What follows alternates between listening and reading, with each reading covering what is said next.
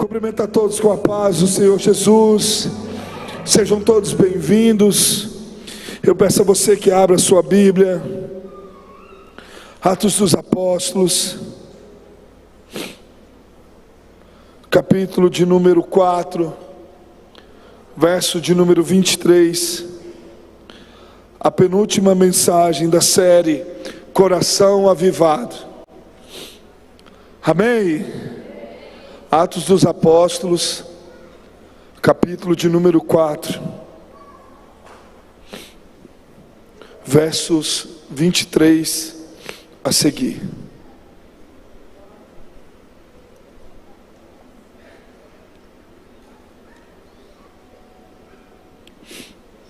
Quem achou diz amém. Diz assim a palavra do Senhor: uma vez soltos, Pedro e João procuraram os irmãos. Eles contaram tudo que os principais sacerdotes e os anciãos lhe tinham falado. Ouvindo isso, unânimes, levantaram a voz a Deus e disseram: Tu, soberano Senhor, fizestes o céu e a terra, o mar e tudo o que neles há. Disseste por meio do Espírito Santo, por boca de Davi, nosso pai, teu servo, porque se enfureceram os gentios e os povos imaginaram coisas vãs. Os reis da terra se levantaram e as suas autoridades se juntaram contra o Senhor e contra o seu ungido. Porque de fato, nessa cidade, Herodes, Pôncio Pilatos, com gentios e gente de Israel, se juntaram contra o teu santo servo Jesus, a quem ungistes, para fazerem tudo o que a tua mão e o teu propósito predeterminaram. Agora, Senhor, olha para as ameaças deles e concede aos teus servos que anunciem a tua palavra com toda ousadia, enquanto estes a tua mão para fazer curas, sinais e prodígios por meio do teu santo servo Jesus.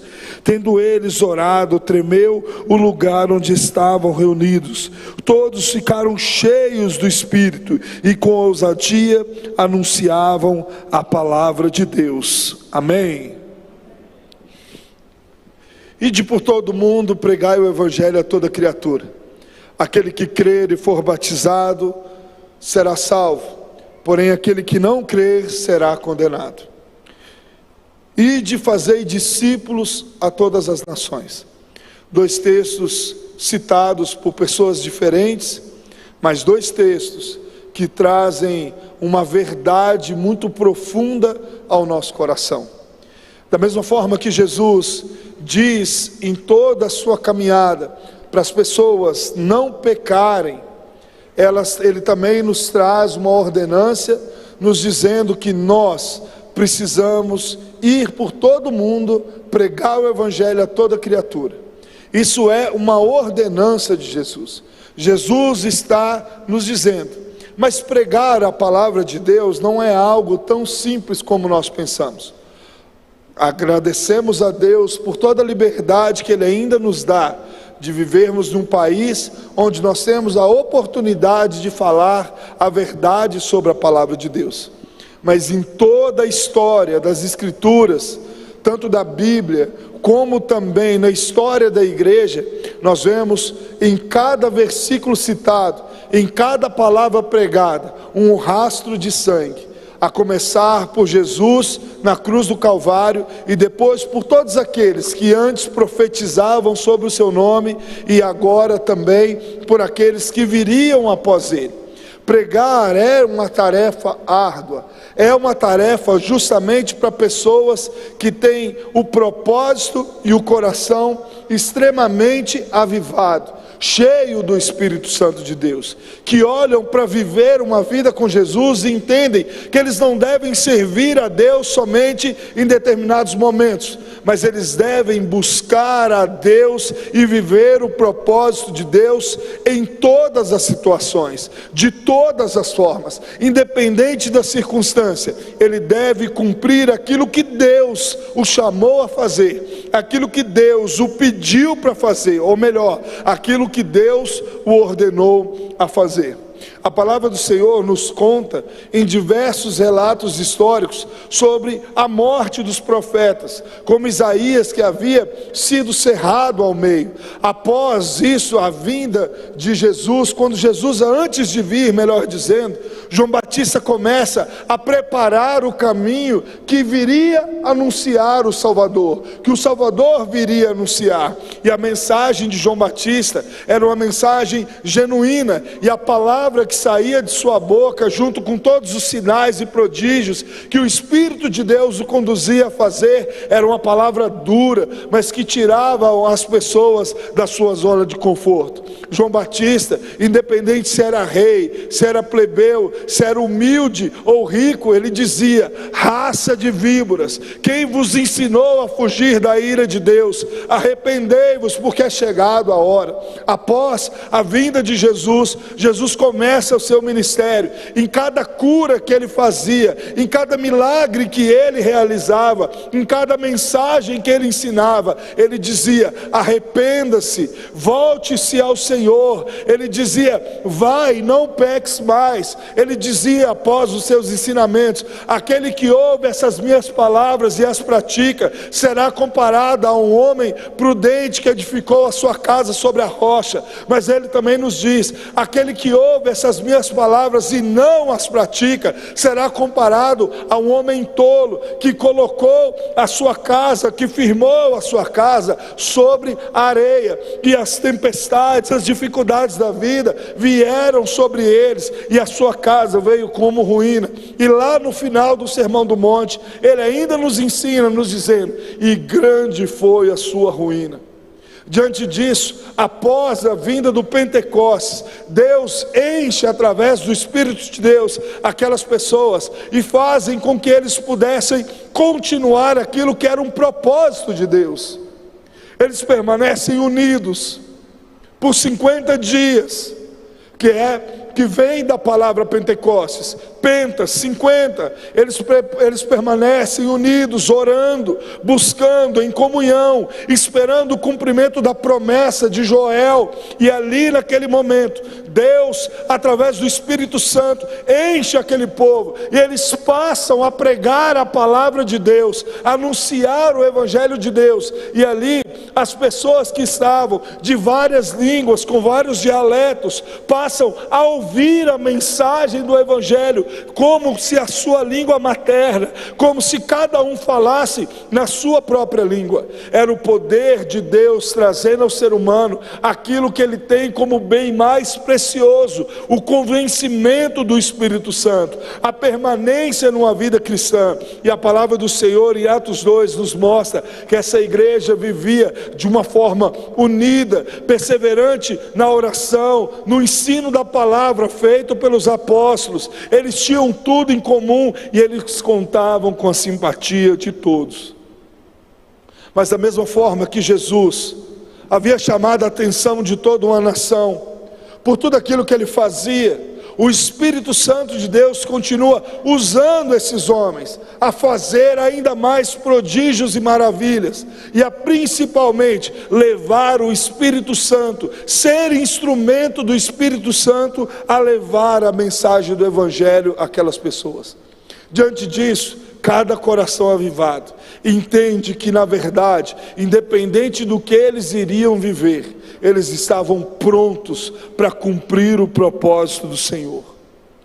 Pedro e João, vindo do templo, eles têm a oportunidade de, cheios do Espírito Santo, de curar determinado homem. Esse homem passa a mostrar aquilo que o próprio Deus havia feito, e ali eles começam toda uma batalha de perseguição. Quando o pastor Gustavo ministra a palavra, aqui já no início do capítulo 4, mostra que as autoridades, as mesmas autoridades que haviam prendido Jesus, que haviam colocado Jesus na cruz, também os questiona sobre aquilo que eles estavam fazendo, e uma ordem do alto comando vem para cada um deles, dizendo: vocês não podem mais falar desse Jesus, mais vale obedecer a Deus do que aos homens, porque a pregação do Evangelho não consiste naquilo que os outros acham.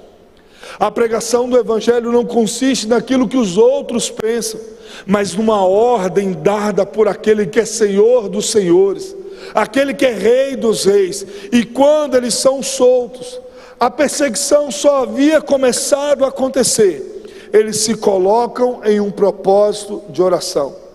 Diante disso, a perseguição só irá aumentar, a começar por Estevão, que é apedrejado.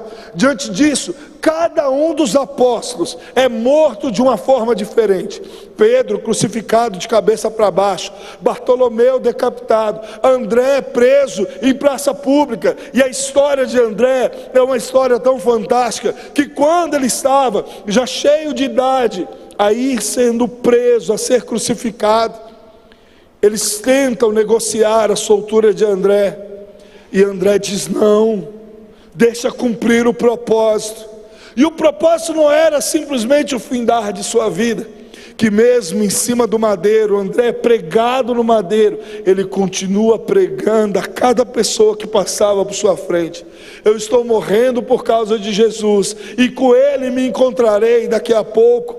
Ele continuava a pregação, porque a pregação é uma ordenança para mim e para você. Viver uma vida em santidade, pregar o Evangelho de Deus, é uma ordenança para mim e para você. Mas antes da crucificação de André, antes de Pedro ser crucificado de cabeça para baixo, nós vamos ainda entender um pouco mais de como o Espírito de Deus enche esses povos, para que eles pudessem ir por todo lado e pregar o Evangelho de Deus. A palavra do Senhor nos mostra que quando eles são soltos, eles vão em direção à igreja, eles vão em direção ao povo de Deus, e eles relatam tudo aquilo que eles haviam vivido. E o propósito deles não é nada mais, nada menos do que orar ao Senhor, clamar àquele que é Senhor sobre todas as coisas, aquele que faz com que o coração deles estivessem queimando, mesmo em meio ao perigo iminente da morte.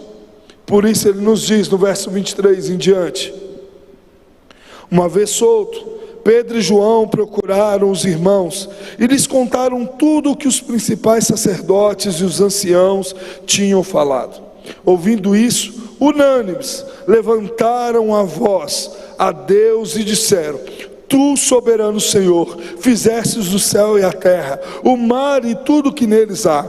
Disseste por meio do Espírito Santo, por boca de Davi nosso pai, teu servo, porque se enfureceram os gentios e os povos imaginaram coisas vãs. Os reis da terra se levantaram e as autoridades se juntaram contra o Senhor e contra o seu ungido, porque de fato nessa cidade Herodes e Pôncio Pilatos, com gentios e gente de Israel, se juntaram contra teu santo servo Jesus, a quem ungistes, para que fizerem tudo que a tua mão e o teu propósito predeterminaram.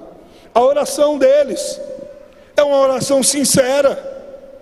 Eles chegam diante de Deus com seu coração certo naquilo que eles haveriam de viver. Eles cumprem o propósito da oração do Pai Nosso, mostrando a soberania de Deus. Ó Senhor, Tu que és soberano sobre tudo e sobre todos, o Senhor que criastes os céus e a terra, mostrando a grandeza desse Deus, mostrando para eles mesmos, através da oração, que eles não estavam servindo a qualquer rei, que eles não estavam debaixo da autoridade do imperador de Roma, mas eles estavam completamente envolvidos naquilo que o Rei dos Reis e Senhor dos Senhores havia designado. Um coração avivado sabe que ele pertence ao Deus Todo-Poderoso, que ele vive o propósito do Deus Todo-Poderoso. Eles estavam unânimes em uma só oração, a buscar o propósito de Deus, a viver o propósito de Deus. E esses versos aqui, do 24 em diante, me chamam a atenção em algo. Eles tinham consciência acerca da palavra de Deus, porque tudo aquilo que eles estavam vivendo, tudo aquilo que eles viveram e viram Jesus vivendo, eles sabiam que o próprio Deus já tinha usado os profetas a dizer. ele não cita aqui nesse momento, mas Isaías 53 já profetizava sobre o servo sofredor.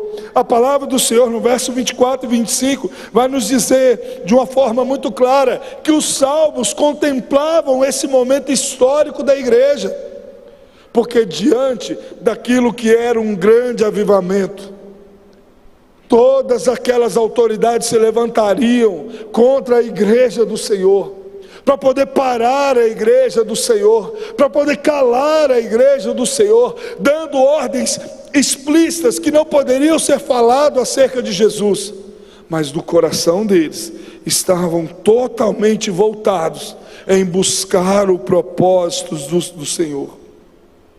O verso 26 vai dizer assim: os reis da terra se levantaram e as autoridades se juntaram contra o Senhor e contra o seu ungido. Nesse momento, eles se lembram que aqueles que antes eram inimigos se uniram contra aquele que era ungido de Deus. Os judeus não se davam com os gentios, mas foi Pôncio Pilatos, um gentil, juntamente com Herodes, que já eram inimigos, se aliam com todos os sacerdotes, os escribas e os fariseus, para tirar a vida de Jesus. Eles têm a consciência que lá anteriormente o Senhor já havia os dito sobre a palavra de Deus, que de fato não seria fácil, e por isso eles estavam totalmente preparados. O verso 28 vai nos mostrar que essa grandeza desse Deus tão maravilhoso mostra que a ação do homem, a ação dos reis, daqueles que não entendem o propósito do Senhor, simplesmente contemplam aquilo que é a vontade de Deus. Nada pode parar os desígnios de Deus. A vontade de Deus, ela é perfeita. A vontade de Deus será cumprida a qualquer custo. Os desígnios de Deus não podem ser mudados, porque o Deus que nós servimos, Ele é imutável. Esse Deus conhece do seu levantar ao seu deitar. Ele conhece muito antes de você nascer e sabe até o quantos dias você tem. É esse Deus que Ele serve. Por isso Ele diz: para fazerem tudo que a tua mão e o teu propósito predeterminaram. Deus usa até mesmo da maldade do ser humano para cumprir o propósito da glória do seu nome. Ele usa aquilo que é mal para cumprir o propósito do Senhor. Vamos entender isso. O sacrifício de Jesus foi algo doloroso, foi algo mal, foram a maldade que se levantaram contra Ele. Jesus não tinha pecado, Jesus não havia feito nada de errado, nada o poderia condenar, mas Ele precisava morrer. Ele precisava entregar-se para que eu e você estivéssemos aqui nessa noite. Por isso você está aqui não é obra do acaso. Você não veio aqui simplesmente para cumprir uma rotina de ir à igreja, de pagar um compromisso que você fez com Deus. Desde a fundação dos séculos, o Senhor já havia escrito esse dia na história, e você foi convidado, ou você ouviu de alguém que você deveria vir aqui. E você está aqui hoje, entendendo que alguém morreu por você, e que Ele te motiva a morrer por Ele, se for preciso. Nós cantamos agora há pouco, que a igreja será arrebatada num piscar de olhos. Você está pronto para isso? Você está pronto para esse arrebatamento? Porque antes dele nós passaremos por 7 anos de muita perseguição, e nós devemos estar prontos, preparados ao fio da espada. Nós devemos estar prontos a continuar falando do amor dele, anunciando a palavra dele a qualquer custo que for. Aprender que da mesma forma que ele morreu por nós, nós estamos prontos a morrer por ele. Esses homens não tinham apego à sua vida.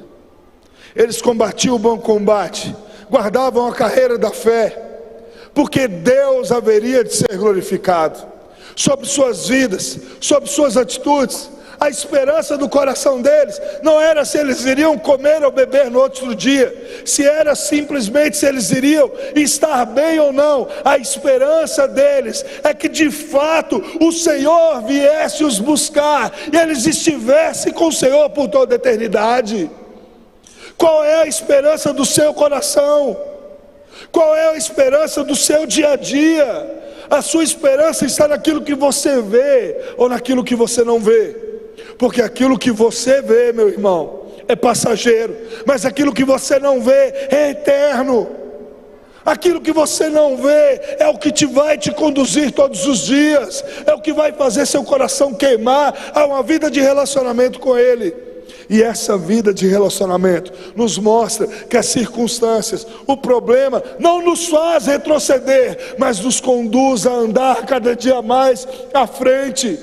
Porque aí nada vai parar a igreja do Senhor, porque nada pode parar a pregação do Evangelho, porque nada pode parar a igreja santa de Deus. Depois de serem presos, negarem qualquer acordo para parar de falar de Jesus, após orarem ao Senhor, entendendo que tudo tem um propósito, que Deus tem um propósito sobre todas as coisas, eles olham para a circunstância que eles estão vivendo, com seu coração sabendo do que ainda está por vir, e eles começam a mostrar a Deus: Senhor, não importa, não tem problema, deixa a coisa acontecer que nós estamos prontos. Antes de começar a exposição desses 3 versos finais, eu quero te dizer uma coisa: Deus já conhece o seu pensamento, Deus já conhece o seu coração, mas Ele espera as suas atitudes em mostrar para Ele como você está disposto a viver. Por isso Ele diz assim: agora, Senhor, olha para as ameaças deles e concede aos teus servos que anunciem a palavra de Deus com toda ousadia. Eles não olham para a circunstância, as ameaças que o império havia feito, que os sacerdotes haviam feito. Eles não olham para isso, eles pedem a Deus: Senhor, não importa, só nos dá coragem, só nos dá ousadia de continuar falando aquilo que nós vivemos. Esse é o propósito do Senhor para a sua vida.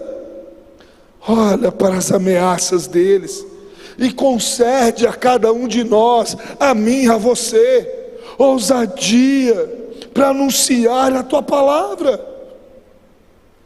O interessante desse verso é que eles não oram a Deus: Senhor, dá a cada um de nós santidade.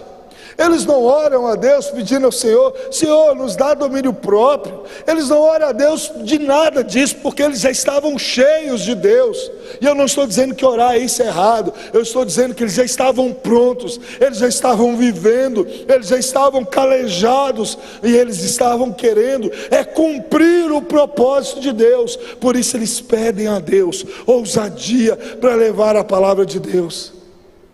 Um coração avivado vive a vontade de Deus e pede ao Senhor ousadia para que Ele possa continuar, independente da circunstância que ele esteja vivendo, levando a palavra de Deus. E enquanto nós cumprimos a vontade de Deus, enquanto nós vivemos o propósito de Deus, aquilo que é o querer de Deus acontece sobre nossas vidas. Eu sempre tenho dito que você quer receber as bênçãos do Senhor, você quer ser cheio de Deus, você quer receber o cuidado do Senhor sobre sua vida, apenas obedeça a Deus. E um dos propósitos de obedecer a Deus é anunciar a palavra de Deus, porque enquanto você anuncia, o Espírito Santo de Deus está transformando o coração das pessoas. O verso 30 diz assim: enquanto estendes a tua mão para fazer curas, sinais e prodígios, por meio do nome do teu santo servo Jesus. Meus irmãos, eles tinham no seu coração que nada do que acontecia, nada do que estava acontecendo vinha deles. Eles não tinham poder nenhum, eles não tinham autoridade nenhuma, mas tudo que eles tinham, Toda a autoridade que foi dada veio por nome do servo santo Jesus. É esse a quem nós servimos. Enquanto nós pregamos a palavra de Deus, a mão do Senhor continuará fazendo curas, sinais e prodígios por meio do próprio Jesus, através do Espírito Santo. Ele está aqui nessa noite. É Ele que nos movimenta, é Ele que nos aquece, é Ele que nos transforma, e é Ele que nos convence. É Ele que alicerça os nossos pés sobre a rocha, para que nós não venhamos a sucumbir.